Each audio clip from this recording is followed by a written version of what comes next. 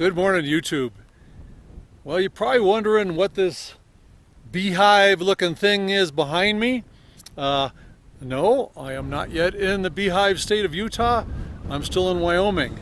I'm at the site of the Piedmont charcoal kilns, and it's outside of where Piedmont, Wyoming used to be.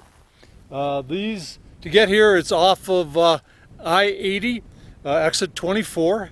Just a little ways away from Evanston, and it's pretty cool. If you look, you can see like these little holes along the bottom. Those were to control the airflow, and we can take a step inside here. When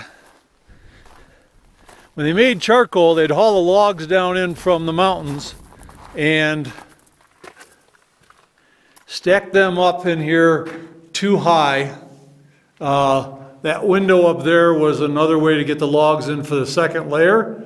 And then when they were ready, they would plug that hole with a sheet of metal, plug the doorway with a sheet of metal, and fire up the wood.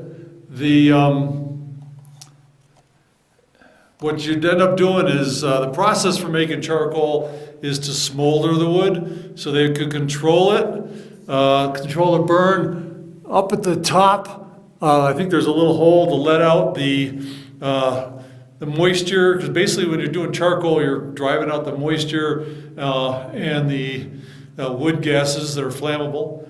Excuse me. What I find interesting is, just as a side note, is there in all of these, there's sparrow nests, like barn swallow nests. So all these wood kilns or charcoal kilns had now are big birdhouses.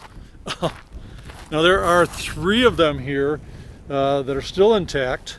There's a 4th one that has collapsed in for whatever reason, but these are the best examples of the charcoal kilns that are still in existence. There's ruins all over the place in this area. They hauled the wood in from the mountains and to make the charcoal.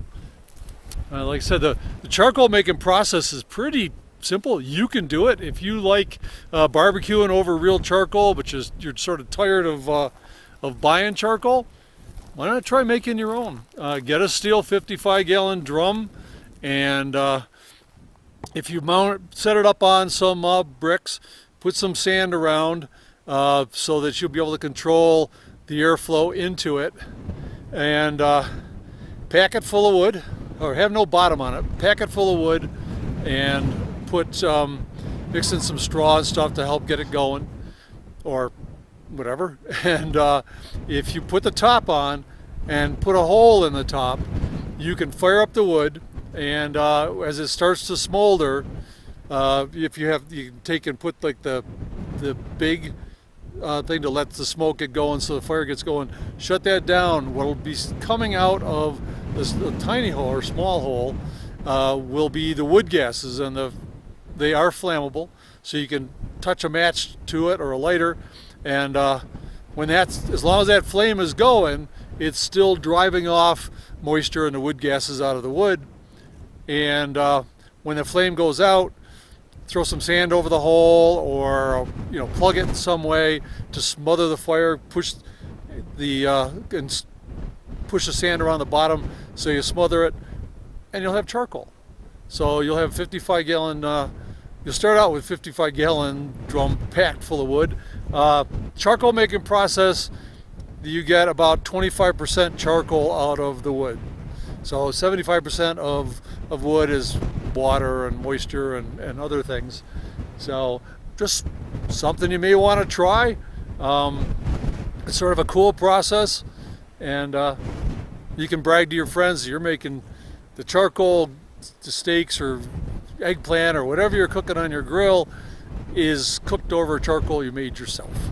The man who did he sold his charcoal to the smelters in Utah. It was shipped on the railroad. Union Pacific came through here through Piedmont. He built this in 1869.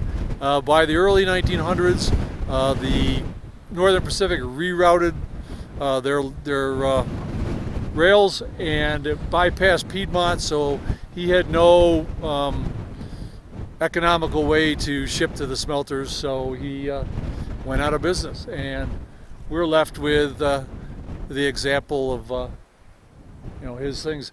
Inside smells like charcoal. Even now, over 100 years later, no elements are getting in there. It's just the birds. So I am going to get on the road and see what other kind of cool stuff I can find. I will see you later, YouTube.